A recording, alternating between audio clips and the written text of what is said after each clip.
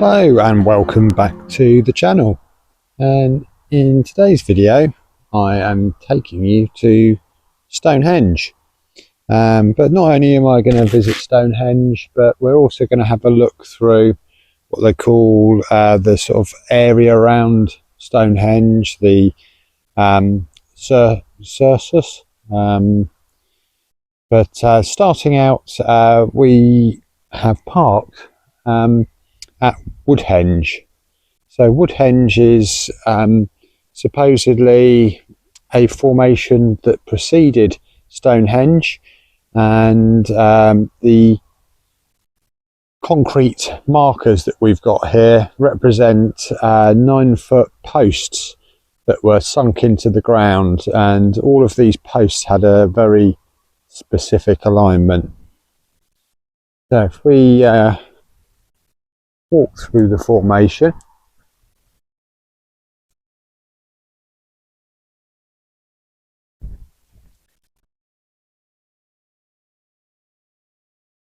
whilst we're walking through, interesting to see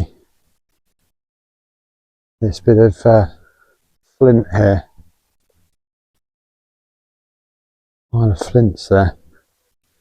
We're up on a chalk downland, just like when we're in Sussex. Quite high elevation, I believe, here. Although the ground surrounding me is fairly sort of level, I think compared to sea level we're quite high up. So if we have a look at this image here, it shows you all of the formation, and there is a mathematical and spiritual guide to growth there. So this was believed to be made by the people that made Stonehenge, and the people that made Stonehenge are believed to have lived just over there. So where we see that banking there, this is supposed to be the enclosure, and they've excavated that area and found dwellings. And over in that direction is the River Avon, and basically they were sort of living over here and going in collecting water. The structures they had were relatively small, chalk floored structures, thatched roofs apparently. So what we're going to do next is we're going to head this way to the Cuckoo stone.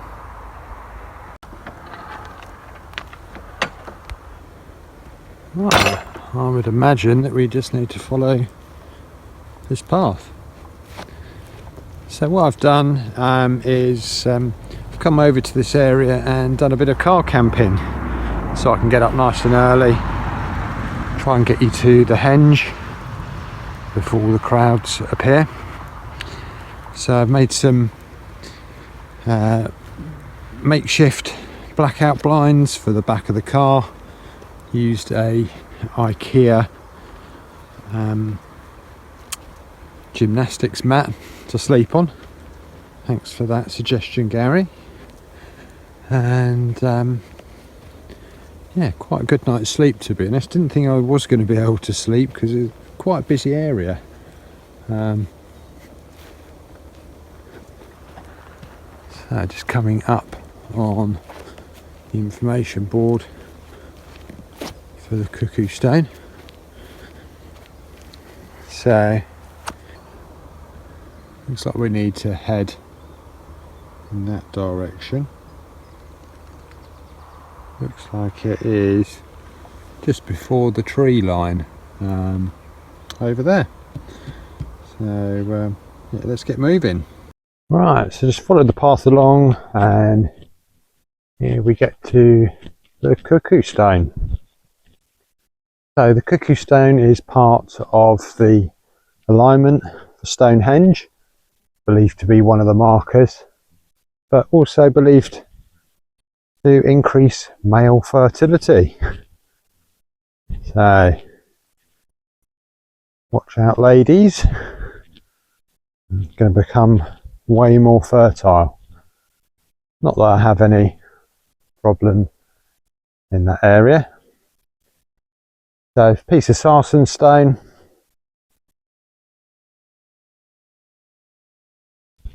Laying on its side. And as we bring that up, we've got a sunrise at Stonehenge. Don't know whether Mike will pick it up, but lovely bird song this morning. So great sunrise. Look at the rays spreading through. You can see why people did find this a magical place. However, you look over there and you can see this place is not much longer. The urbanisation is creeping through. There's some massive units being built down there. And the road that runs past Stonehenge, the A303, it's a very busy road. Like I've said in some of my other videos, I'm surprised they built a road right next to a scheduled monument, but there we go. So I wonder whether the Cuckoo stone gets some of its perceptions for male fertility, just because it is there may be a stone that people would use for coitus, maybe. I mean, this area here would be perfect for someone, a young lady, to sit and then make herself available. So it could be that that's the reason it has legends of male fertility. So what we're going to do now is we're going to head down, follow this path down to the next bit. So we've reached the bottom of the field and come through the gate just here. Next, what we need to do is follow this pathway along. So interesting to see an apple tree right next to this pathway, because my understanding is that this pathway used to be an old railway line, and this railway line was used by the army for World War I. This area, Salisbury, has been used for a long time for training, and the story goes that when the soldiers were on the railway, they used to eat apples and throw their apple cores off of the sides of the train, and as a result you have a large quantity of apple trees all growing right beside the path. Another one there. So yeah, we're on the in the right location. Great colours to some of these apples, and these apples are going to be quite an old species of apples, just because since the early 1900s, obviously our apples have been managed to make them larger and more palatable. Got another one there, look, absolutely strewn with apples. Another one there, and another one there, and as you can see they are quite small, and apples traditionally are quite a small fruit. It's only that through commercial reasons we come up with these much bigger and better to sell apples than traditionally grown.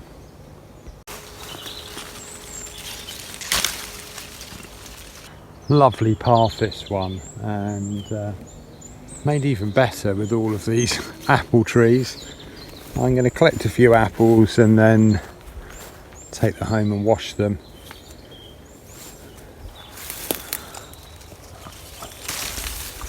I mean, that is perfect, if not a little small, but yeah, just in the right time for picking. Don't know whether the mic is picking it up, but this is a great pathway. So much bird song and quite a big variety of trees. So much better than paying to park in the car park and getting bussed along to Stonehenge. So just north of this path we've got this beautiful forest. Very tall straight trees in this almost magical path going through it. It's not the direction we're heading in, but I do like to explore, and somebody else thinks it's magical. A fairy door being left behind, but yeah, we're going to start crossing some fields now.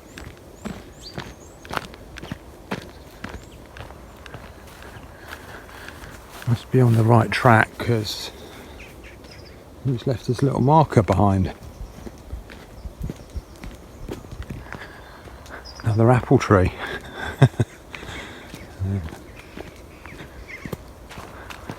Just done some videos on foraging, so it's great to have apples to forage. Although you can see why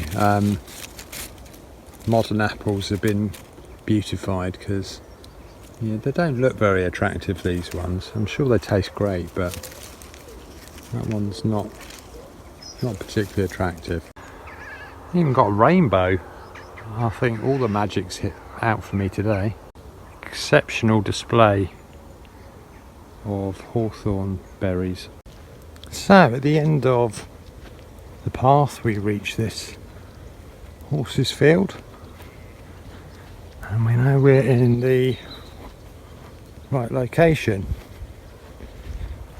So hoping you'll be able to pick it up, but just over in the distance there is a by lane, and as you can see it's become extremely popular with van lifers. And then we've got Stonehenge, so we can get closer to Stonehenge and closer than the van lifers.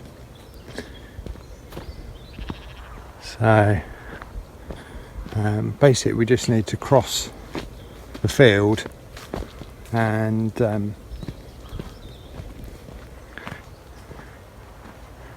is a fence line just by Stonehenge there, and you can get right up to that fence line. So I decided to walk through the woods and got some exceptional colours and heights on these trees as well. Absolutely magical piece of woodland, and been rewarded with my first yew tree fruit. Saw it a minute ago, there it is. But showed you the other day, they looked like they were just coming into season, and there we go, first one. Be careful not to eat these. They are edible, but they can kill you in large quantities. So one or two of them you would be okay, but the yew tree is a deadly tree, so you don't want to be eating these berries. So at the end of the woods you're greeted with these magnificent beech trees and a mound.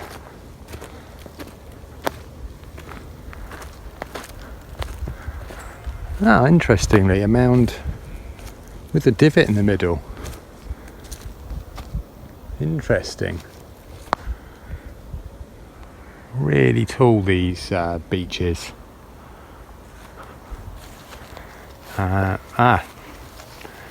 might be why there's a divot. So looks like people have been lighting fires here. And wow, you definitely would not want to burn that. Look at that. That is one of the coolest beech trees I've ever seen. Absolute monster. Now this wouldn't have been around when Stonehenge was built, but this has got to be a good 500 to 1,000-year-old tree. Absolutely amazing. So the best thing about this little spot, I guess, and the reason that maybe people are lighting campfires, is that you have got a view, albeit through the trees, of the henge. Let's see whether we can get our way through.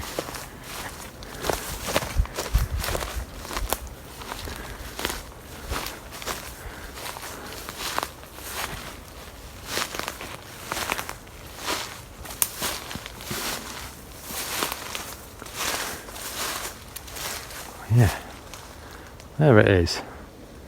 Not too far to go now. So, walking past another mound. This is definitely the best way to view the henge, rather than a sanitised bus ride. So, this right here is the Stonehenge Cursus, spelt C-U-R-S-U-S, and we know that's the Cursus because it lines up with this gap in between the trees, and it's believed that that was some kind of ceremonial avenue that people used to use on their way to Stonehenge. This yew tree is lit up like a Christmas tree with its berries. Never seen so many. Must be extremely fertile grounds here. So this is like a theme park for me. Another mound here, just hidden within the trees, and it's also glazed with dew as well. I mean, extremely magical, this place. So in Sussex, where I've been to see some of these burial mounds, my feeling is that this is how they're intended to be, in forests. And it was interesting at Avery, on the ground surrounding Avery there were bumps and hollows in the ground, and my perception of that is that that's where trees have been growing and either removed or fallen over, and that's what created the uneven ground. So could even find at Avery that's why trees were growing around it. Yeah, absolutely exceptional. So in these woods we've got another semi-mound there. One of the things that I'm noticing, and there may be a reasonable explanation for this, is there is this amazing smell in the air, and some people may not like that smell, but the smell for me is reminiscent of frankincense. So maybe people have been burning it, or don't know. All in the air. It may be one of the plants here, I'm not sure which one. Another mound in the middle of these fields. Yeah, I don't know whether there's people burning it somewhere and it's just blowing in my direction, but it's a really strong smell. Yeah, I don't dislike it myself, but you often find frankincense in churches, and it's supposed to fend off bad spirits or demons. Right here you can see how close the stone circle is to the A303. Crazy. Just moved a bit further on. Got some more mounds here hidden in the trees. There's a notice board, but this exceptional beech tree has caught my eye again. That's right, Mr. Sheep, you're very lucky to live in this area. Disturb Mr. Squirrel just running off there into the woods. Sorry, Mr. Squirrel. So, this is King Barrow Ridge, apparently. Bronze Age burial mounds. So, yeah, part of the burial mounds. In fact, here you can see all the burial mounds in the area. Looks like a teenage boy's face with all these spots all over it. I mean, it's amazing, isn't it? Yeah, I thought I'd come and have a look at those. To get to Stonehenge, we just need to head through the gate just over there. Amazing fungus on this beech tree. Comment down below if you know what this fungus is. So this is the gate you want to use. We've come down this path here, and the notice board actually shows you where you are and the avenue to the henge. So yeah, we're gonna head in that direction.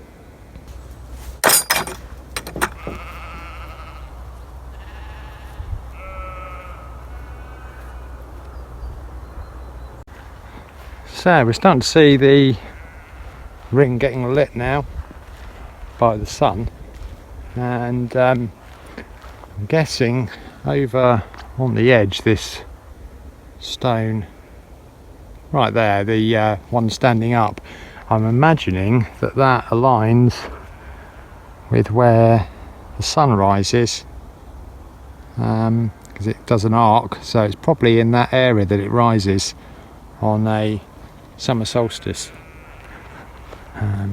Comment down below if you know whether I'm correct or not.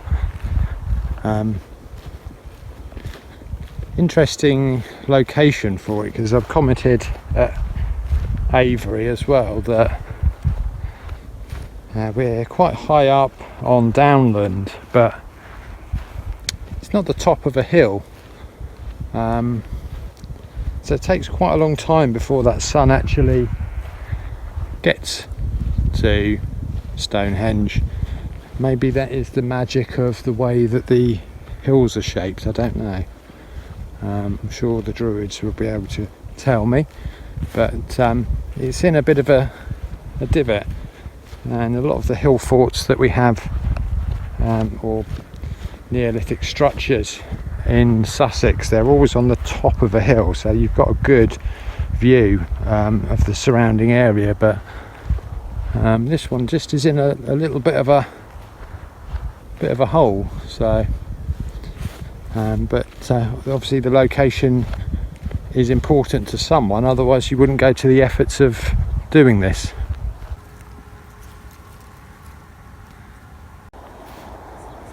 And there we are, right up at Stonehenge. What a different view of the ring. You can almost see the colour hues there on the stones. These stones, when they were first put in, would have been polished by hand, I would imagine. And yeah, you can see the difference in the colour on that one, probably where the hasn't got so much growth on it. Amazing to see all the crows seem to be congregating around the henge. I would imagine that's one of the reasons why it's been given this magical expectation. Right here you can see the henge part of it. So we've got this banking here, a ditch and then an outer bank, and we've seen these formations over in Sussex, the hill forts or megalithic structures on the tops of the hills. You can see quite how eroded this one is, and that probably leads into quite how old this this structure may be. Well, turns out I was right.